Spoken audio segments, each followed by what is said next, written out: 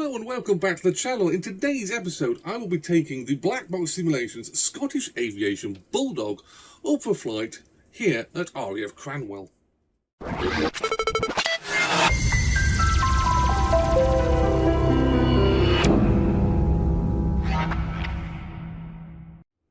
So welcome back to the channel. Now in the last few videos I've been taking RAF training aircraft up for a flight here in the sim in Microsoft Flight Simulator 2020. Now I have covered the de Havilland, I can't even say it right, the de Havilland Tiger Moth, the de Havilland Chipmunk. We have gone right back up to date with the Grob G115, or better known as the Tutor T1, and we are now flying the aircraft that the Tutor T1 replaced in a Scottish Aviation Bulldog. Now, for me personally, I can remember Bulldogs and Chipmunks flying from RAF Scampton in my youth, and this aircraft kind of has a bit of a link to me as well. I do remember, like I say, these Bulldogs flying around quite a lot. So we've seen, like I say, bang up to date 2025 Tutor T1. Let's see how the Bulldog really handles up against the Tutor. So, like I say, this is a black box simulation rendition of the Bulldog, and it's quite a rare aircraft. I don't believe Bulldogs really have featured too many times in the flight simulator, certainly not in a payware market. I know, and this is including a lot of flight sims, but I think FS 2004 I think had I think there was a freeware version, if I remember correctly. I can't remember, but certainly in 2020 and 2024 there certainly has not been a payware Bulldog until this one came along. So we do have a very, very good rendition here of the Scottish Aviation Bulldog. So if you remember the RAF in the 90s, I suppose really in the 80s as well, this aircraft will be flying around quite a lot. RAF Finningley, RAF Scampton, all places that had training aircraft, and it's a very, very good looking aircraft. I mean, obviously ignoring the typical pilot from Microsoft, but this is a very good looking aircraft and stands up as well in 2020 as being a very, very good looking aircraft. I mean, I think the only slight negative possibly, I mean, you've got good reflections here on the panels, and I was going to say the rivets, screws, what you like to call them, didn't look too good, but they are, I think they are 3D. I'm not 100%, they might be just flattened on the panel there, but you know, I mean, you have to zoom really in to look at it and say there's any issues. I would say as well it's a squeaky clean Bulldog, which I dare say they didn't exist as being squeaky clean, the amount of hours these things would have been covering. But yeah, externally speaking, it's a very, very good version. So moving on to the interior, and I don't know if I've ever sat in a Bulldog. I can't personally remember if I ever have. But we do have quite a, shall we say, complicated looking cockpit. Obviously this is a military aircraft. There were civilian Bulldogs. They are, I do believe, civilian Bulldogs that fly nowadays as well. But the cockpit we have in front of us here is quite confusing. Obviously if you've been around in Flight Simulator, you'll probably understand quite a few things. So let's have a look at the instrumentation. So in no particular order, we have a G meter. I'll just click the wrong button there. A G meter. So we'll just reset that. Suction flaps indicator, voltage, I do believe. Voltage and amps, maybe. I can't remember exactly what it. Yeah, it's going to be voltage and amps. So we have fuel tanks left and right. We have a stopwatch, very important for navigation. We have down here, so we have engine controls, so we have cylinder temperatures, is oil pressure? Yeah, oil pressure, yep. We have manifold, so that's a 2-in-1, I think. Yeah, 2-in-1 gauge. I think the Tutor had a 3-in-1 gauge. We have an RPM gauge and a tachometer, timing your flight hours. So we have a stopwatch we've already covered. We have the airspeed. So again, like the Tutor and the Chipmunk and pretty much every fixed undercarriage basic training aircraft, we obviously do not have a lot of speed here. We reach our yellow line at about 135, and obviously we red line at about 185. Obviously we would not be going into that realm, but I do believe we take off around about the same speed as a Tutor, so it's about 70 odd knots we were taking off at. So artificial horizon, altimeter, We've got our heading, compass heading, vertical speed, and we have an OBS gauge down here. So moving over more to the navigation and communications, we have a VHF, Bendix radio, which I don't know whether it is clickable. It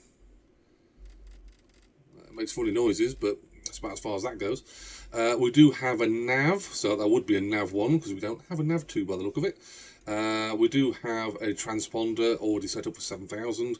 Like I said in the video for the tutor, Royal Air Force aircraft obviously don't fly VFR squawk codes, or general aviation squawk codes I should say. So general aviation in the UK is 7000, in the US I believe is 1200. So that would be anything that's flying in general aviation, low altitude, Cessna, that sort of arrangement. You'd be squawking at 7000 for the UK. Military, it would be something different. You would have a unique squawk code, but we do have the standard arrangement of what is on. So, I mean, weirdly, that was actually set to being on. So, anyway, like I say, we will be squawking 7000 on this one. So we do have an ADF. Again, that's actually not clickable, so either way to that. Going on to the lower controls, we do have our fuses. Again, these are not poppable fuses. Never breaks the bank balance for me personally, or breaks realism. I know that some people will say, oh, well, I would like to have some fuses that pop out. Okay, that's realistic, but to be honest, like I say, it's not that important for me. So we do also have heat controls. We have our lighting controls down here. So we have upper and lower anti-collision lights. So they can both be white or both be red, or whichever one. We have our nav lights, our landing lights, our taxi lights. Moving over to here, we have some more fuses that obviously don't pop out. We have our avionics switch, that's very important. We have our parking brake handle, again, equally important. This is more for starting up, so we have our master battery, booster pump, and we have our alternator. Mag switch, and the magic start button.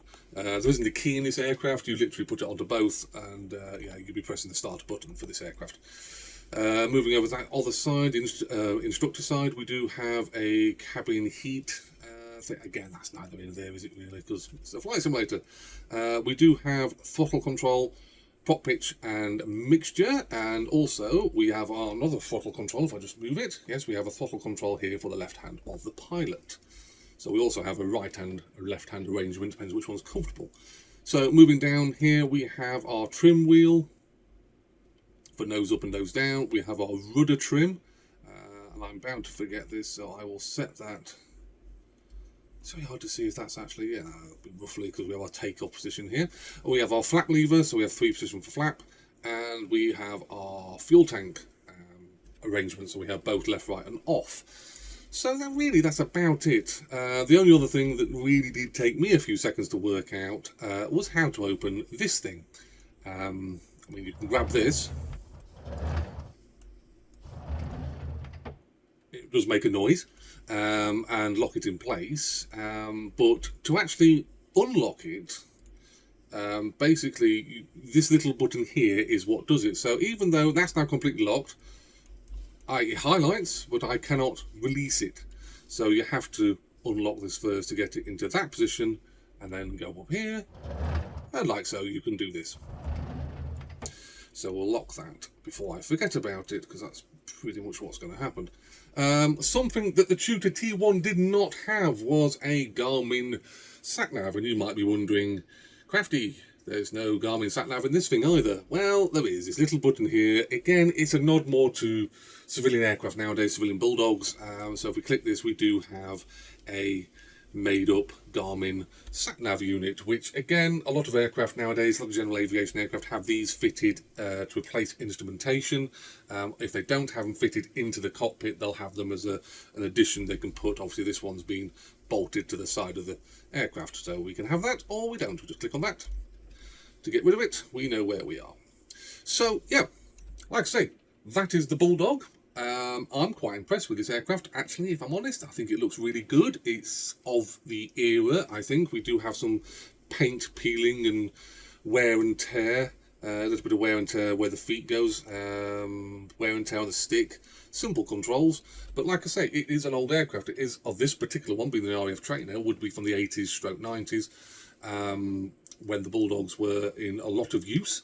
And like I say, today we are going to be flying from RAF Cranwell, which is our freeware rendition of RAF Cranwell, linked down below for this aircraft, for this scenery. It is available on flightsim.to. And let's cut the video here, and I'll come back to when I'm starting up the aircraft.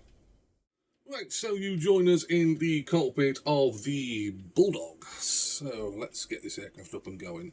So we'll have our master battery selected on, boost pump can come on, alternator can come on, nav lights will have on. I don't know which order these are supposed to be, but I'm going to have lower to white, we'll have lower to right, lower to red even, upper to white, I can't even say it. Ready. So, let's get, I've got a cable in the way already. It's annoying me. Right, mixture is going to be full, pop is full. Throttle, a little bit open.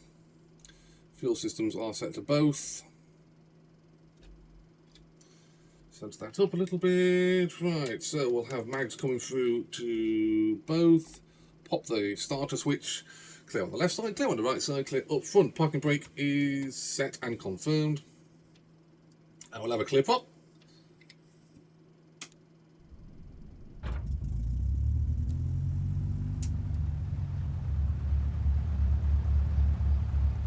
Always was impressed with the sounds of this aircraft. It definitely sounds like a Bulldog. So we'll cover that back up again.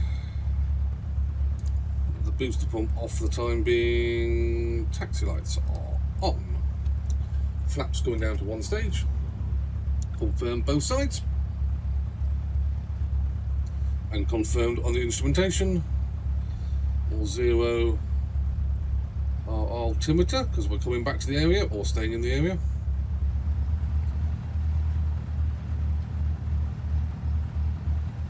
Today's equipment we'll be flying with is the Honeycomb Bravo throttle unit and the Warthog Thrustmaster stick.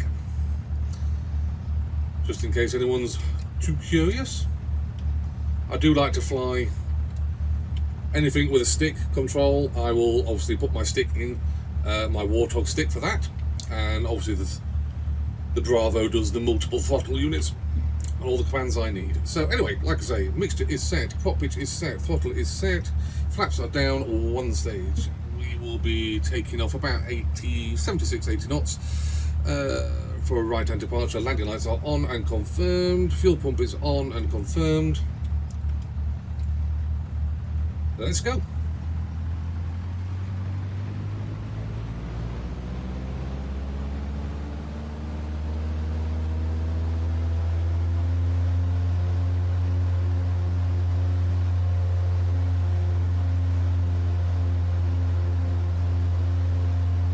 Speeds of live, there's 50.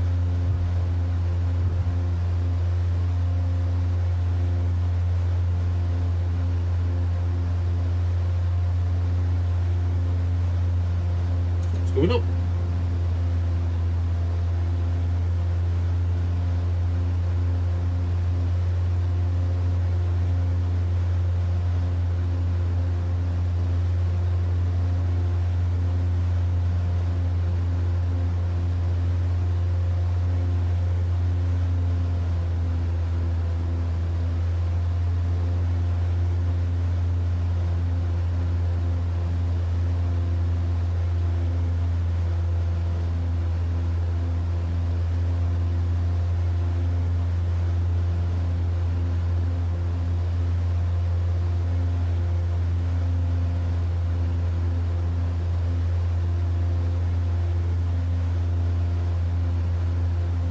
So, airborne, so landing lights can come off, boost pump can come off,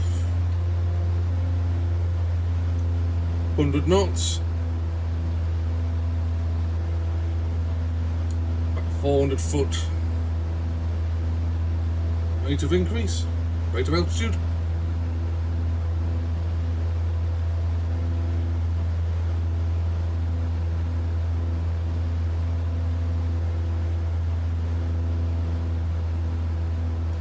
do love Flight Simulator's textures.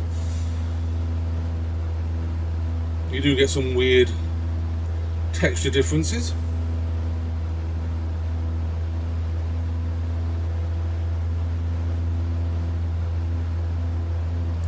So what I have noticed, like when I was on the ground, when I was saying about the soft undercarriage and the soft rudder controls, it does kind of translate a little bit to being in the air. It doesn't feel exactly the most...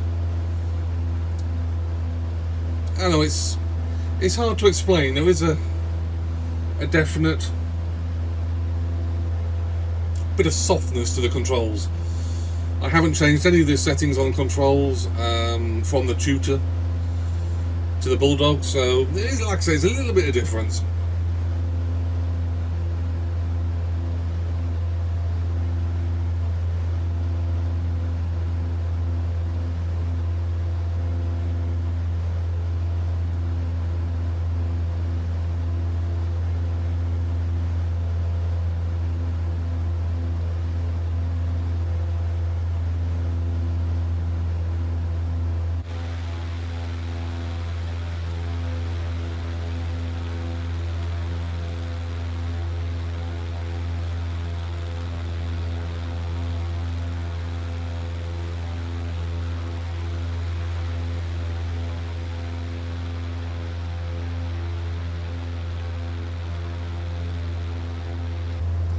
Hey, good sound effects. Definitely sounds like a Bulldog. Definitely believable.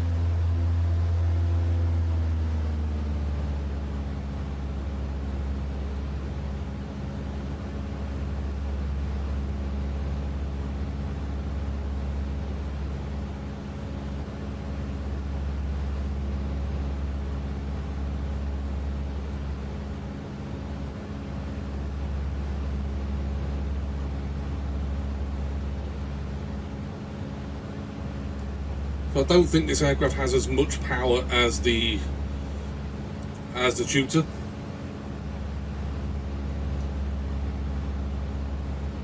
Just got over 1,000 feet and climbing. It's 1,300. Holding at about 90 knots, just plus 90 knots.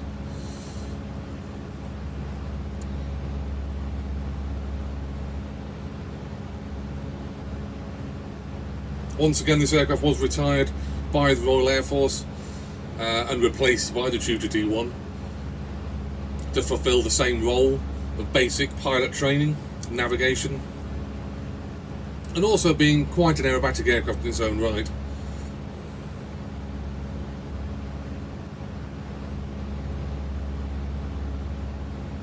I think I mentioned it in the Tutor video that a good training aircraft is easy to fly, but difficult to master.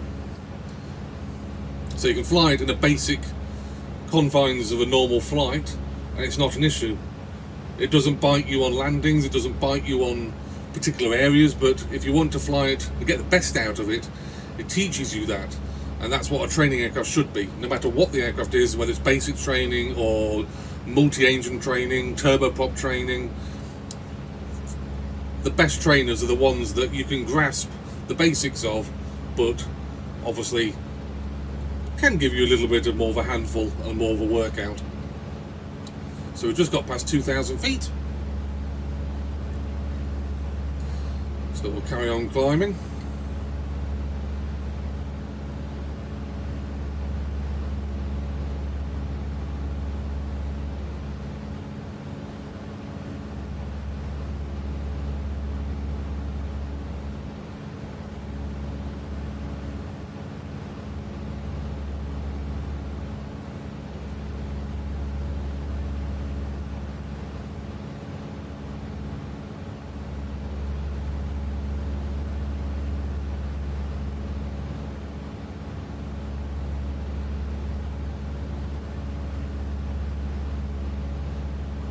Quite good reflections on the canopy.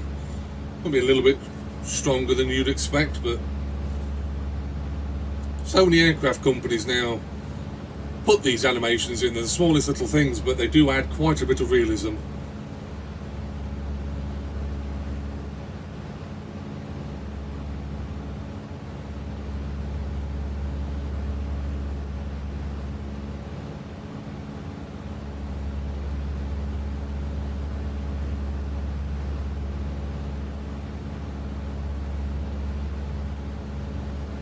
Just coming up on 3,000 feet. So as the tutor, we did a little bit of a manoeuvres, or set of manoeuvres. So once again, we shall do the basic left barrel roll, right barrel roll. So 100 knots, 3,000 feet give or take. Push the nose over, build the airspeed back up. There's 120, pulling the nose back, and right vol.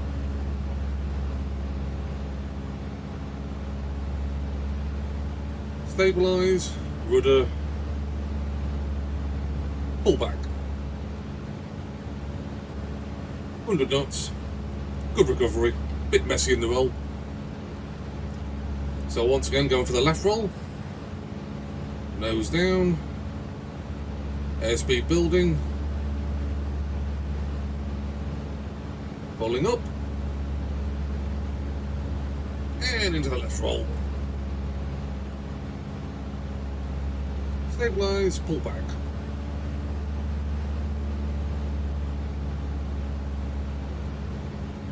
Good airspeed, good altitude.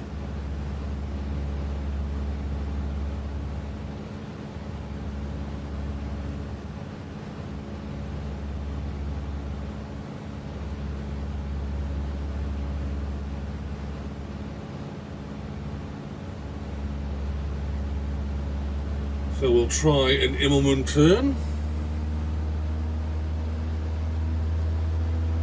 Nose coming down. There's 100. Pulling up. Rolling over. Hold. Now you see. Soft controls. Soft controls.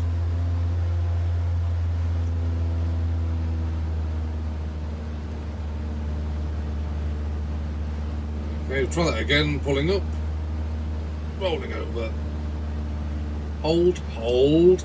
This aircraft will not hold inverted, and stall warning.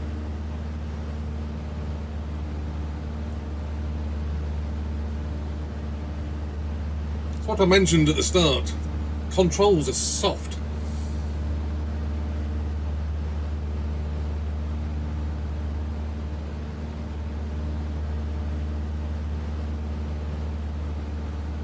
So we'll try it again. Nosing over. Build the airspeed. Nose coming back. Roll over. And pull straight down.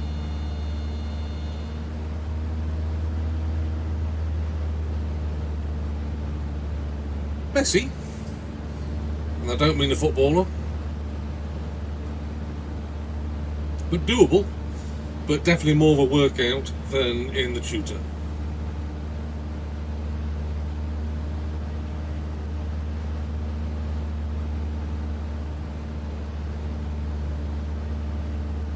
So what we'll do is we'll bring him for a landing. So landing lights are on, fuel pump is on, if I can click it.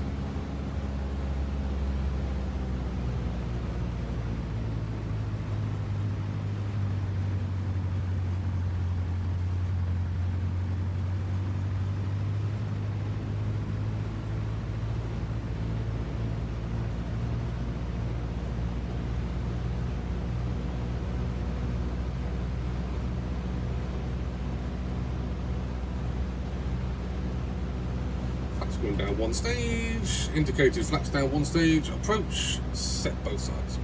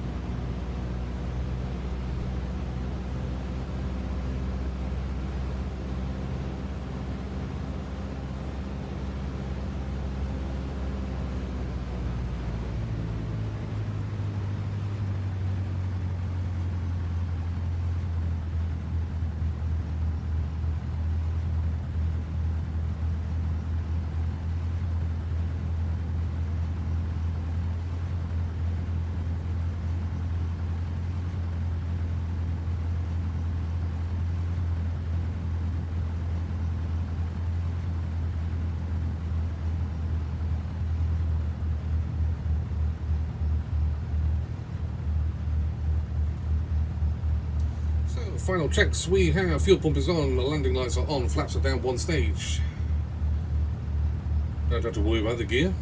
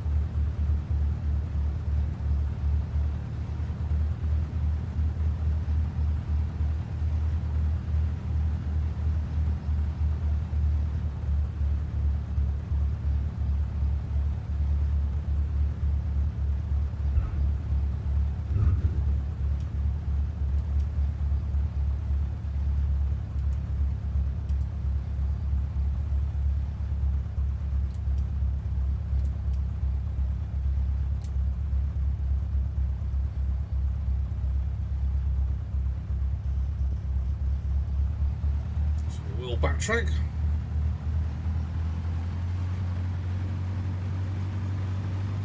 Flaps going up.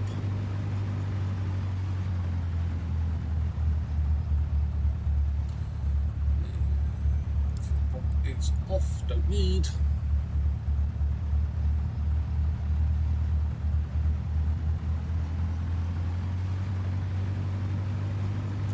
So, where does this aircraft fit when comparing it against the Tutor T1? Well, in reality, the Tutor T1 is obviously a better aircraft. It is a newer aircraft, and therefore it fits the RAF's needs for a basic training aircraft. Yes, the role hasn't really changed from the Bulldog through the Chipmunk, through the Bulldog, and over to the Tutor T1, but the aircraft certainly has. In the flight simulator, where does it also fit there? Where does this Bulldog fit against Iris Simulation's Tutor T1? Well, to be honest with you, I mean, I was hoping that the Bulldog would be a very good aircraft, and in certain aspects it is. Great sounds, good looking cockpit, bit of a mess, but it is how the cockpits were. But it's the handling, and I don't know whether it's because of the fact of the training side of it. I don't know whether it's just been something to the way it's been programmed, but it is a little bit of a handful. Even now, it's sluggish to respond. I mean, I don't want it to respond like a full aerobatics aircraft, but I'm dancing on the rudder pedals right now, and the reaction time of the rudder is lacking.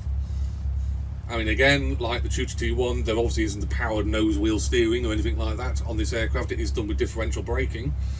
We do brake that in the flight simulator. And when doing the manoeuvres there, it felt sluggish to respond. The in turn in the Tutor T1 felt a lot better, a lot easier.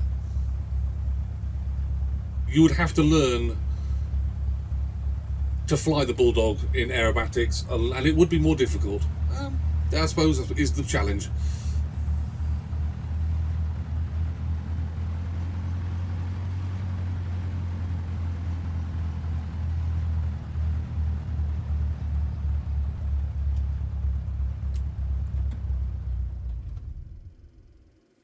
So, nav lights coming off, landing lights are off. I can click them just once, will do lovely. Like that? No, thank you, thank you. Fuel pump is already off. Oh, temperatures are, sorry, avionics are now coming off. If flight simulator has responded, it has. Batteries off. Mags, I already have a switch for that. So, just click that, get some fresh air in the aircraft. So here we have the Bulldog. It is a unique aircraft, definitely, no doubt about it. There isn't too many of these aircraft available on the flight simulator, just like the Iris Simulation's Tutor T1 or Grob 115. It's a good sounding aircraft, and it is a good looking aircraft, but it's just the controls are a little bit sluggish for my personal taste. I do think you could obviously tweak it to obviously be a little bit more responsive, but would you really want to do that? So, I think we've covered most of the RAF training aircraft. I do want to go back to the Chipmunk and do an aerobatics flight with the Chipmunk. I didn't cover that in the last video where the Chipmunk was in it. So I will be coming back to the Chipmunk, Airplane Heaven's Chipmunk, and doing some aerobatic manoeuvres in that. I know it was asked in one of the comments. So that will be coming up in a future video. There will be more RAF aircraft to come in the simulator, especially a one that's just been released. I'll leave you to guess which aircraft that is. Put in a comment if you know which aircraft I am referring to. Might not be the next video, I am practicing with it, but it will definitely be coming out in a future video. So anyway, if you've got any questions or comments, please bang them below. I'll put a link in the description for the scenery. Like I say, it is freeware on flightsim.to, and I'll put a link in for the Bulldog as well. So if you've got any questions or comments, bang them below, and I will see you in a future Microsoft Flight Simulator video very, very soon.